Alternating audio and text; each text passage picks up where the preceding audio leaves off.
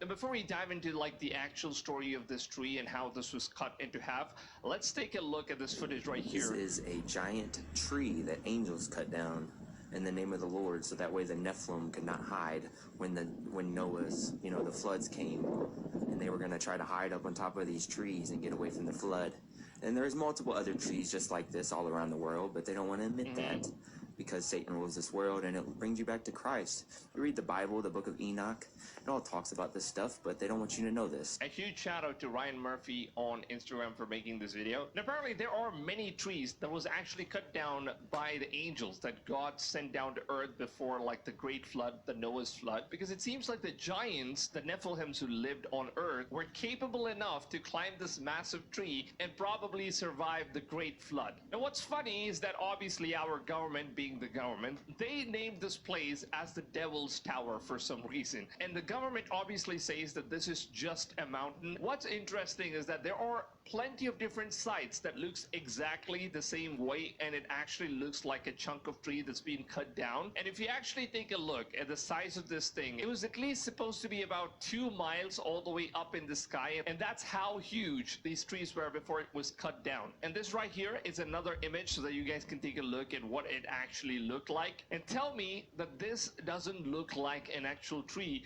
that is intentionally been sawed down. Now this is basically what the site looks like, and if you compare this with like an actual chunk of wood, this is how the roots of an actual tree looks like. And the best example that I can give is that if you take a look at this tree that's been cut down, this looks exactly as what this mountain looks like. There are of course many different sites that actually looks like a massive tree was cut down. One of these examples that I actually came across on Twitter, if you cut down 2 trees that are like overgrown between each other, this is basically what it's going to look like. And it is massive in size, and it was also mentioned in the scriptures of Enoch. Now unfortunately the scriptures of Enoch were not included in the Bible, because back in those times the Jews, the Christians, they were not very pleased to hear some of the things that was mentioned in the book of Enoch, and they did not want to include those things in the Bible itself. Some of the things that were said in the book of Enoch is actually crazy, because it talks about the angels, it talks about the great Noah's flood and what happened during those floods and before the flood. Now guys, take a look at this image right here. Tell me, how in the world does it even look like it's just a mountain? It's a very clear representation of what an actual tree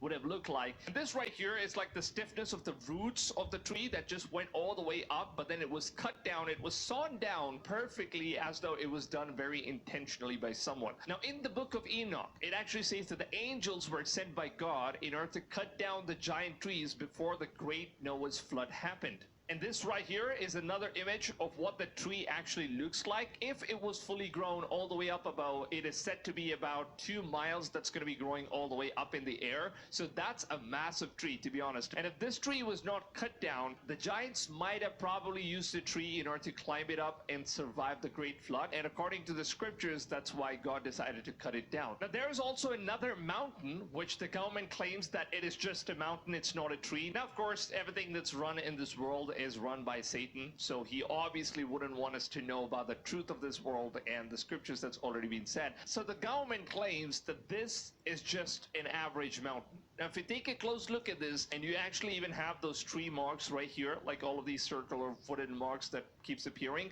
and obviously over thousands of years, if a wood just stays in a single place, the environment is obviously going to be covering up the wood, and it's going to change its properties, and it's going to look more like a forest. Now for example, this is basically what a cut down tree looks like. If you go close up to a tree stump, this is basically what it looks like. It looks like a bunch of mountains, and it looks like there is a massive jungle that's overgrown on this mountain. But this is just a stump of a tree that's been cut down for hundreds of years. Now imagine a tree that was cut down before the pre-flood era, which is thousands of years from now, and tell me, how can this not be the tree that is mentioned in the scriptures?